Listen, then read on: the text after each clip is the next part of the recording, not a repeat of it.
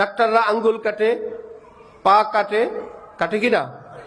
যে কাটে তাকে আবার বিল দিয়ে আসে, যার পা কাটছে তিনি বিল দিয়ে আসে, যাওয়ার স্যার আপনি কষ্ট করে কাটছেন হাঁটু পর্যন্ত।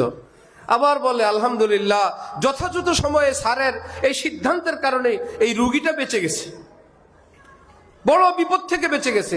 আরে বে, জীবনের জন্য তাকে পঙ্গু বানাইলো, দুনো পা কেটে ফেলছে, তাও পাইছি আমি, আমাদের মিটফোর্ডে আছে, দুনো পা কেটে ফেলছে। এই লোকটাকে অচল করলো, সবাই মিলা ডাক্তারের বিলও দিয়ে আসলো। আবার বলে আলহামদুলিল্লাহ, যেই পচন ধরছিল পুরা দেহই যেত। আরে পচন ধরলে যদি আঙ্গুল কাটা বুঝো, হাত কাটা, পা কাটা বুঝো, ঠিক এই পৃথিবীতে এই সমাজে যখন পচন ধরে, যেই পচনের রিয়াকশনে সেটার ভাইরাস ছড়ায় নষ্ট হবে, ইসলামের বিধান ওই নষ্ট অঙ্গকে কেটে মৃত্যুদণ্ড কার্যকর করো।